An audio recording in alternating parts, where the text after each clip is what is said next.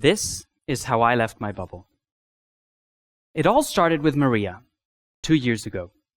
It started when she was 90 and I was 20 years old. Maria was not at all what I expected in my life, and at that time, I was studying business administration at the University of St. Gallen in the northeast of Switzerland. I'd love to share with you the story of how I met Maria and what this meeting did to me. And in order for you to understand in what way this meeting impacted my life and how it made me leave the tiny bubble that I was living in, you need to know who I was at the time before I met her.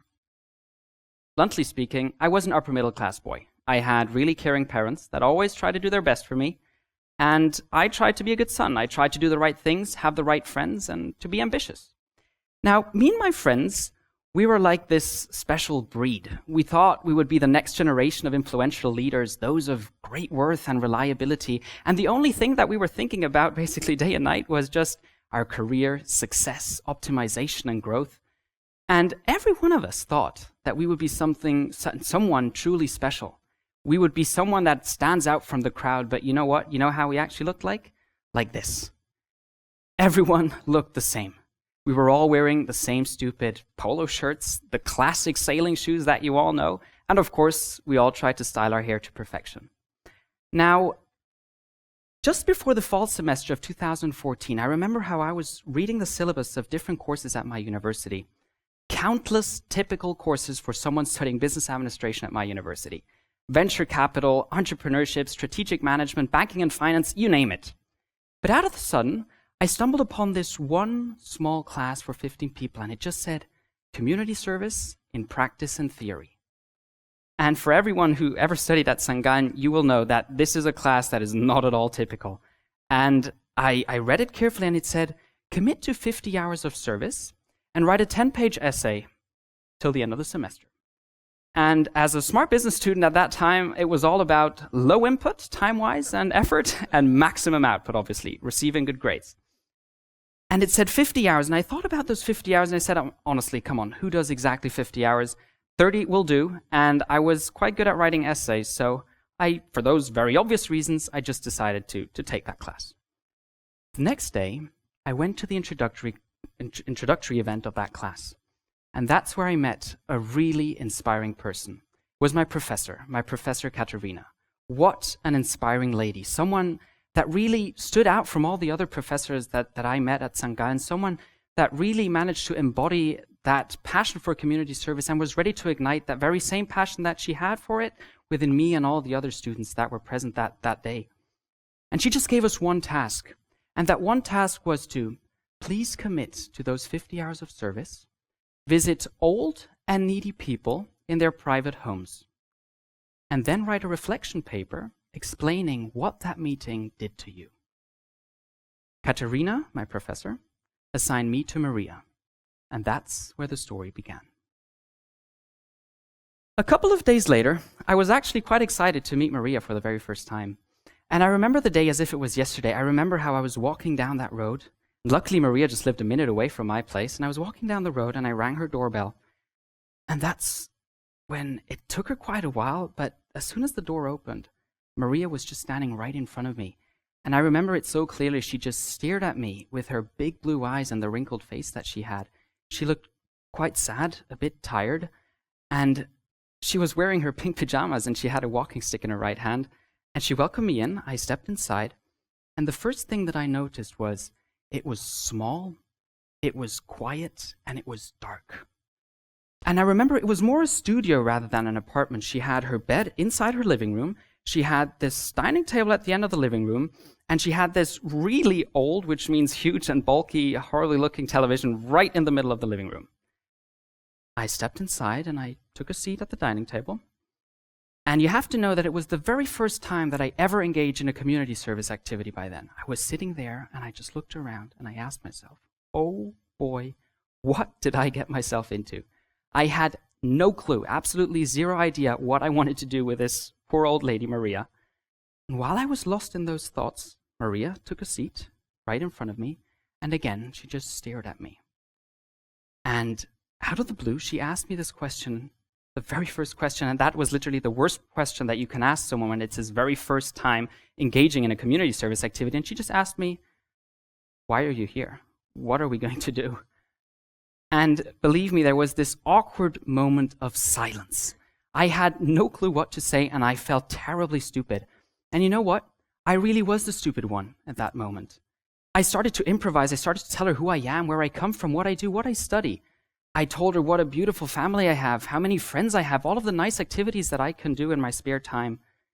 And while I was saying that, explaining her, basically summarizing how great I am, I looked into her eyes and noticed that Maria actually couldn't care less. So I stepped back, I stopped talking, thought about turning the whole thing around, and just started to ask her some questions, right? And as soon as she started to answer all of the questions that I asked her, I started to realize that her reality was the complete opposite of my reality. She told me she's living in her apartment since over 50 years now. She never ever had a partner, hence has no children, has no pets, and all of her friends have passed away in the last years. Now Maria can walk properly anymore, which means, since a bit more than 15 years by the way, which means she can't leave her apartment anymore, which also means that she has completely lost the connection to the outside world and the society that we're all living in. And the only connection that she still does have is the tiny window back there in the tiny kitchen that she had that she can open, or the very small balcony right next to the dining table. Now, it took me about 3 visits or so to start and understand what the issues were that Maria was facing. And I also started to realize why my professor Katarina really wanted me and all my fellow students to see this, to see that sad reality. And it was for the simple reason that she wanted to show us that many old people out there are extremely lonely. Many old people out there are living in isolation, that have completely lost the connection to the outside world and the society that we're all living in. Many old people out there have no one to show them affection and devotion. Now, I was thinking about that, and I really wanted to come up with a solution, how to tackle those issues that poor Maria was facing. And I realized that the models, the tools, the strategies, all of those things that I learned at university and at school, they were useless to solve and to tackle the issues that Maria was facing. And I just started to come up with my own solutions, and it was very simple. It's actually all about just visiting her as often as I can. It's about talking to her. It's about listening to her. It was about integrating her into my everyday life. It was about building up a nice relationship with her, showing my compassion, and to bond with her. That's what it was all about. Now, usually, with Maria, I scheduled a meeting. 2 or 3 times per week, we just scheduled a meeting. And one day, I remember that very clearly. One day, I just noticed that I just randomly went to visit her.